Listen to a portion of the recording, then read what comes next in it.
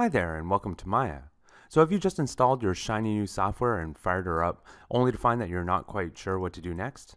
Well, even though the interface may look intimidating at first, it's really not so bad once you understand how each section of the UI breaks down. In general, there are three main areas. At the top, you'll find menus and buttons for Maya's many tools and commands.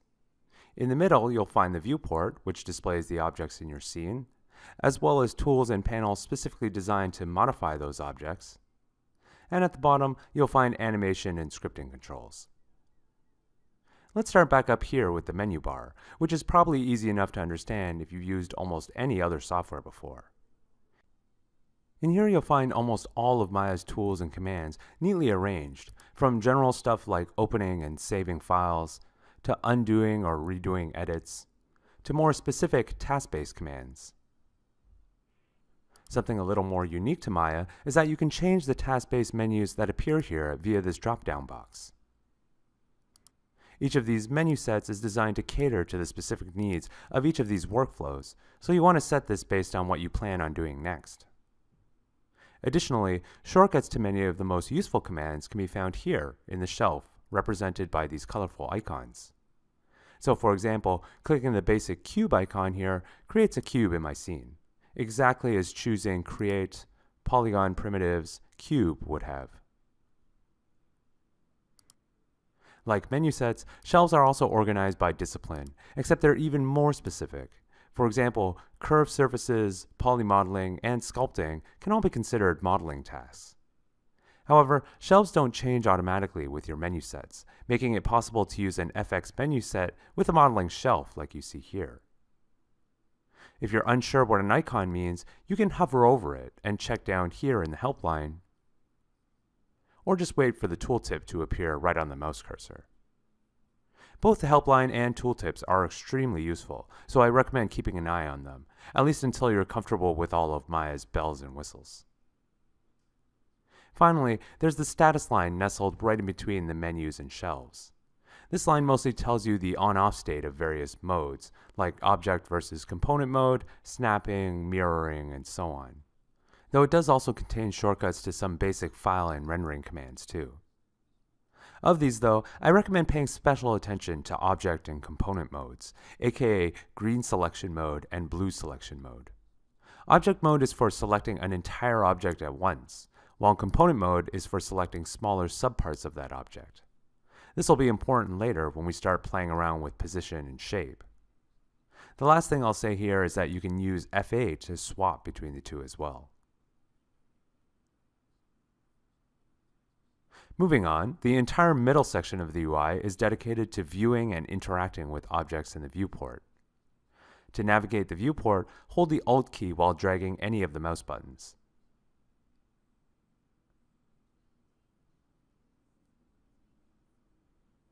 You can also press F to automatically frame a selected object, or A to frame everything in the scene regardless of selection. The panel toolbar and menu give access to all kinds of view options, like wireframe versus shaded views, lights, shadows, smoothing, and other viewport-specific quality settings.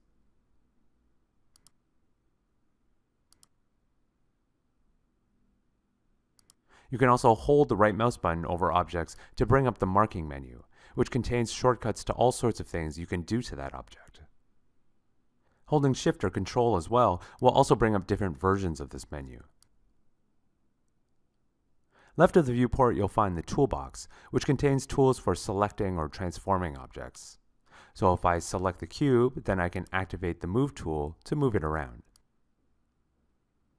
the Rotate tool to rotate it, or the Scale tool to scale it.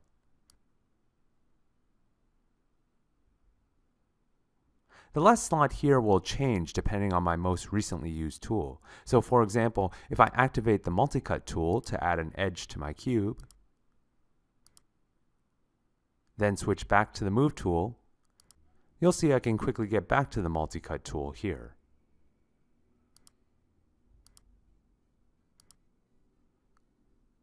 And you can also double-click any of these toolbox icons to bring up their tool settings. Just to reiterate an earlier point, using many of these tools in object mode versus component mode makes a big difference. In component, or blue mode, I can select and move individual vertices, which changes the cube's shape. Whereas in object, or green mode, I move the entire object at once. Knowing when to use which is an important skill you'll develop over time. These 4 buttons underneath the toolbox are my panel layouts. They determine how my viewport is split up. Choices include the default perspective camera, a simultaneous 4-view of front, top, side, and perspective cameras, a similar 2-view version, and finally the outliner, which shows me a list of all the objects in my scene. Additionally, you can use spacebar to quickly enlarge views or return to the previous one. To the right of the viewport are various editors. The channel box and attribute editor contain the various attributes associated with a selected object, like its exact position, number of subdivisions, and so on. Both of them are broken into sections like these tabs in the attribute editor, or these headings in the channel box. It's important to note that both these editors show the same attributes, just in different forms, so use the one that's most comfortable for you. In general, the attribute editor is the more user-friendly of the two, with plenty of sliders and widgets for editing values. Meanwhile, the channel box lets you see and edit animatable attributes more quickly. If you accidentally close one or both of them, you can always find them up here in the top right. There are also other editors here, like the Tool Settings editor, which I showed earlier, or the Modeling Toolkit, which contains a wealth of useful modeling tools. Lastly, there's the character controls, which are specifically for creating animatable skeletons. You probably won't want to fool around with this one until you're more comfortable in Maya. Finally, this brings us to the 2 strips at the bottom. The first 2 deal entirely with animation, like the time slider and playback controls, which are likely familiar to anyone who's used a video player before. From here you can play, stop, rewind, and manually scrub through time. It's important to note that Maya measures time in frames though, not seconds. The default frame rate equates 24 frames with 1 second of playback. So these 120 frames actually represent only 5 real-time seconds of footage. You can change the frame rate via the drop-down here, and it's generally a good idea to settle on one before you begin your project. Once you have, you can change the total number of frames in the scene, as well as the range represented by the time slider.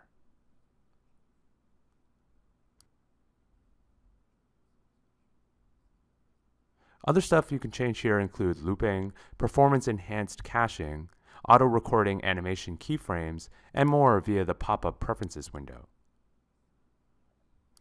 There's also some animation and character layer stuff, but that's a bit more advanced. Finally, at the very bottom is the command line, where you can issue direct commands to Maya. These are the same commands that all of Maya's other buttons and widgets use too. So for example, if I move this object over and then enter the polycube command, then Maya creates a cube, just like I made earlier when I click the cube button. Maya also supports Python commands at the flick of a switch, and has a full-fledged script editor for more complex scripts. And that's the Maya UI in a nutshell. The only other thing to note is that all of these UI components are modular. They can be undocked and moved around just by dragging these dotted areas. You can then redock them wherever these blue lines appear.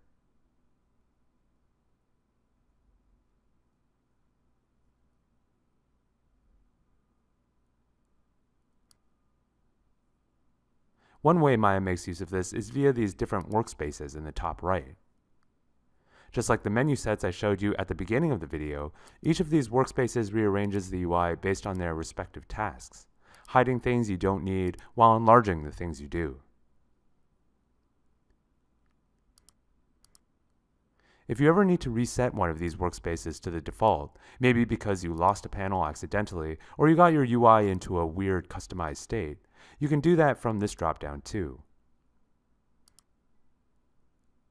In general, the default Maya Classic workspace is your one-stop shop for everything, and the one you'll see most often in tutorials as well.